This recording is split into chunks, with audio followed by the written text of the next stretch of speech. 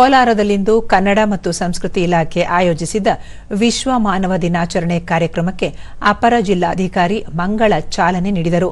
ಈ ವೇಳೆ ಉಪನ್ಯಾಸಕಿ ಲಕ್ಷ್ಮಿ, ವೈದ್ಯ ರಮೇಶ್, ಒಕ್ಕಲಿಗ ಸಂಘದ ಅಧ್ಯಕ್ಷ ಕೆವಿ ಶಂಕರಪ್ಪ, ಹಲವು ಅಧಿಕಾರಿಗಳು, ವಿದ್ಯಾರ್ಥಿಗಳು ಉಪಸ್ಥಿತರಿದ್ದರು.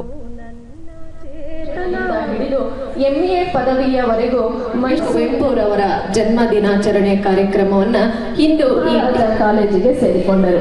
ನಂತರ ಬಳಿಕ ಅಪರ ಜಿಲ್ಲಾಧಿಕಾರಿ ಮಂಗಳ, ಕುವೆಂಪು ಎಂಬುದು ಕೇವಲ ನಾಮವಲ್ಲ, ಅದೊಂದು ಶಕ್ತಿ. ಕನ್ನಡ ಸಾಹಿತ್ಯವನ್ನು ವಿಶ್ವ ವೇದಿಕೆಗೆ ಕೊಂಡೊಯ್ದ ಕೀರ್ತಿ ಕುವೆಂಪು ಅವರಿಗೆ ಸಲ್ಲುತ್ತದೆ ಎಂದರು.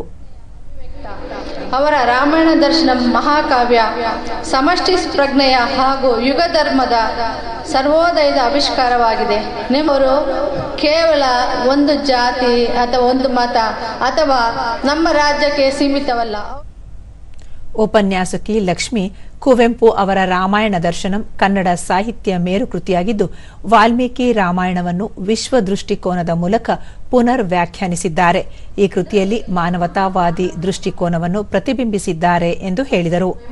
ಇಲ್ಲಿ ಪ್ರತಿಬಿಂಬಿಸುತ್ತಾರೆ ಅಂದ್ರೆ ಸೃಷ್ಟಿಯ ಸತ್ಯ ದರ್ಶನ ಮತ್ತೆ ಮಾನವನ ಅಂತಿಮ ಪರಿಪೂರ್ಣತೆಯ ಕಡೆಗಿನ ಪಯಣದ ಕಾವ್ಯಾತ್ಮಕ ವಿವರಣೆ ಈ ಕೃತಿಯಲ್ಲಿ ಇರುವಂತದನ್ನ ನಾವು ನೋಡ್ತಾ ಹೋಗ್ತೀವಿ.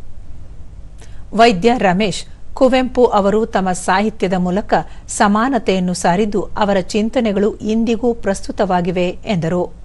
ಮುಂದುವರೆದ ರಾಜ್ಯಗಳಲ್ಲಿ, ದೇಶಗಳಲ್ಲಿ ಇವರ ಒಂದು ಚಿಂತನೆಗಳು, ಸುಧಾರಣೆಗಳು, ಇವರ ಆಲೋಚನೆಗಳು, ದೂರದೃಷ್ಟಿಗಳು, ಅವರ ಕಾವ್ಯಗಳು ಇಂದಿಗೂ ಪ್ರಸ್ತುತವಾಗಿದೆ. ವರ್ಗದ ವಿರುದ್ಧ, ಅವರ್ಣದ ವಿರುದ್ಧ ಎಲ್ಲವನ್ನೂ ಇವತ್ತು ಹೋರಾಟ ಮಾಡಿ ನಮ್ಮ ಸಾಹಿತ್ಯಗಳಲ್ಲೇ ಸಮಾನತೆ, ಸಾಮಾಜಿಕ ನ್ಯಾಯವನ್ನು ಒತ್ತಿ ಹೇಳಿದಿರ್ತಕ್ಕಂಥ ಮಹಾನ್ ಯುಗಪುರುಷ.